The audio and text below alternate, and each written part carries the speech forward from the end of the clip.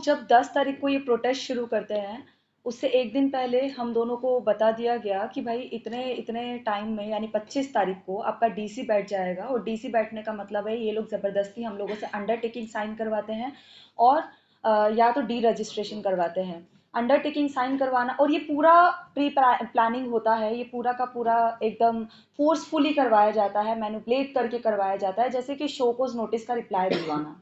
और हम तभी समझ गए थे और हमने अंदर अपने मेंटली स्ट्रांग होकर हमने सोच लिया था कि हम लोग ना डी रजिस्ट्रेशन करवाएंगे और ना अंडरटेकिंग देंगे। अंडरटेकिंग देने का और ये दोनों ही काम करने का मतलब ये है कि आप स्टूडेंट के सारे राइट्स वो खो दे रहे हैं, जहां पर एक डेमोक्रेटिक स्पेस में स्टूडेंट को जीना चाहिए, अपनी सोच को दूसरे तक पहुंचाना चाहिए या एक दूसरे के साथ बात करना चाहिए। एक कैदियों की तरह उसकी जिंदगी हो जाती है। आप आएंगे, डेली आपको आना होगा, साइन करना होगा, क्या कर रहे हैं एकेडमिक्स में बस इतना, और आप कैंपस से चले जाइए। एकदम कैदियों की तरह बर्ताव होता है। उसके बाद आप ना क्लास में किसी से अच्छे से बात कर सकते हैं, आप हर वक्त एक सर्वेलेंस में रहेंगे, हर वक्त। और जामिया पे ऐसा नहीं है, कोई भी अगर प्रोटेस्ट होता है हम देखते हैं सिविल ड्रेसेस में पुलिस अंदर रहती है हम लोगों पे नजर रखने के लिए कि हम क्या कर रहे हैं। क्या क्रिमिनल है हम लोग?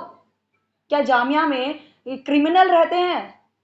दिल्ली पुलिस खुद क्रिमिनल एक्ट करती है और उसने किया भी है। लास्ट टाइम जब हम लोगों को 4 साढ़े 4 बजे के बीच में और सुबह 5 बजे तक एकदम कैंपस से निकाल दिया गया जोर जबरदस्ती करके, आप हैरान हो जाएंगे।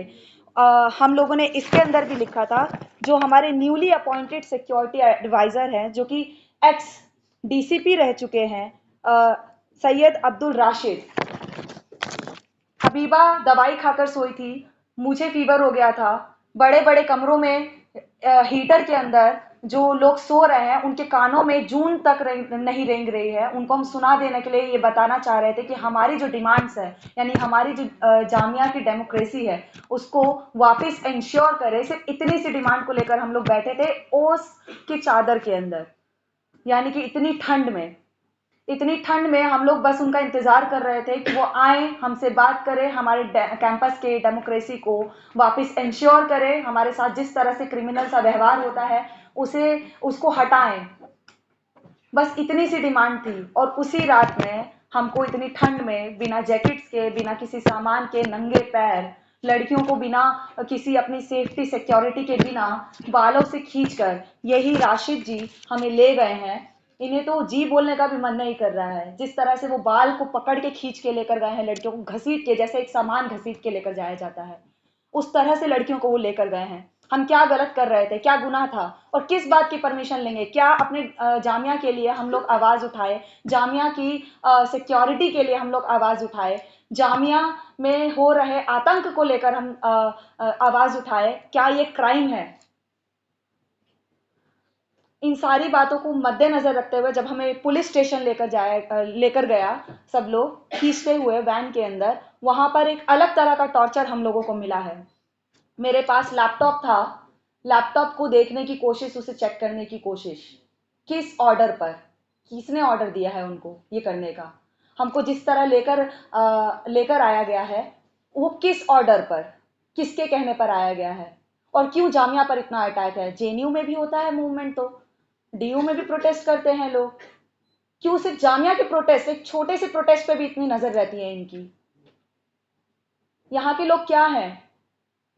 यहाँ एक मिनॉरिटी का टैग है, एक मिनॉरिटी यूनिवर्सिटी का टैग है, यहाँ के एक खास पहचान वाले लोग पढ़ते हैं जिसको वो लगातार अटैक करते हैं।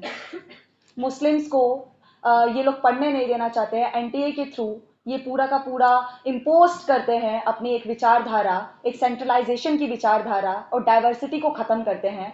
जो यहाँ के मदरसा स्टूडेंट है वो एनटीए के थ्रू एलिजिबल नहीं माने जाएंगे, यानी कि एक खास सेक्शन को शिक्षा से वंचित करना। क्यों? पुलिस स्टेशन की अगर हम बात करें तो वहां पे जो मेंटली टॉर्चर है, जिस तरह से जामिया नगर की शकुंतला थी, वो हबीबा आपको खुद बताएंगे कि क्यों उसको थप्पड़ मारा है और किस तरह से हम लोगों को टॉर्चर किया है। इसके बाद के इंसिडेंट ने, हम अगर वॉशरूम भी जा रहे हैं, हम चीख रहे हैं, चिल्ला रहे हैं कि हमारे गार्जियंस को कॉल किया जाए, जबकि हम इतने एडल्ट है कि हमारे पहली बात तो फोन्स नहीं लेकर जाने चाहिए, और ऊपर से हमारे गार्जियन को जिस तरह से डराना धमकाना प्रोटेस्ट के दौरान। ये जामिया एडमिनिस्ट्रेशन को किसने इजाजत दी कि पुलिस स्टेशन में हमारी पर्सनल डिटेल्स दे? अभी भी आज तक का एक न्यूज़ है, उन्होंने मेरी और सौरभ की एक नोटिस जारी की है जिसमें पर्सनल डिटेल्स है। किसकी इजाज़त से आपने वो पर्सनल डिटेल्स हमारी डाली है? हमारे फ़ोन नंबर्स, हमारा घर नंबर, हमारा सब कुछ।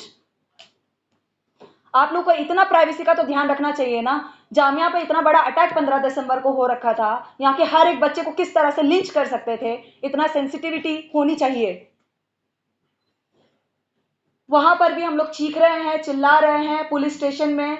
पुलिस स्टेशन हमें जब हम वॉशरूम जाना चाहते हैं तो लिटरली मुझे गेट खोल कर बोल रहे हैं कि तुम यहीं पर करो जो करना है। हमारी डिग्निटी पर सीधा का सीधा उन्होंने चोट किया था, हमारी डिग्निटी को खत्म करने की उन्होंने कोशिश की थी। जबरदस्ती हमसे बॉन्ड साइन कराने की कोशिश कर रहे हैं। मुझसे लगातार मेरा कास्ट पूछ रहे हैं कि आप अपने नाम के आगे, यानी ज्योति अपने नाम के आगे क्या लगाती है। हम बोले ये SC ST एक्ट में आता है। आप कैसे पूछ सकते हैं कि ज्योति अपने नाम के आगे क्या लगाती है? हम अपने घर की डिटेल्स किस ऑर्डर पे आपको दें? क्या है, हम क्राइम किए हैं? हमारे साथ जेल जेल से भी बदतर स्थिति हो रही थी। हमारे हम मतलब जेल में रहने वाले कैदियों को भी इतनी सहूलियत होती है कि वो एक फोन कर सकेंगे, अपने लॉयर से बात कर सकेंगे। हम अभी भी कह रहे हैं हमारे सारे के सारे डिमांड्स हमें माने जाएं। जिस तरह का हमारे ऊपर अटैक हो रहा है, हम चाहते हैं सब हमारे साथ सॉलिडारिटी के लिए आए। और इसके साथ हम ये भी मतलब बता देना चाह रहे हैं कि यहाँ पर जितने साथी हैं उन्होंने कुछ टॉर्चर झेले हैं, क्योंकि ये लड़ाई हमारी नहीं, ये लड़ाई जामिया की लड़ाई है। जामिया एक यूनिवर्सिटी को बचाने की लड़ाई है, और इसके साथ साथ उन तमाम यूनिवर्सिटी को जिनकी आवाज़ों को बंद किया जा रहा है। सौरभ और मुझ पर भी जो अटैक है, या जितने लोगों पर यहाँ सस्पेंशन मिला है, वो दरअसल बोलती आवाज़ों को बंद करने के लिए है।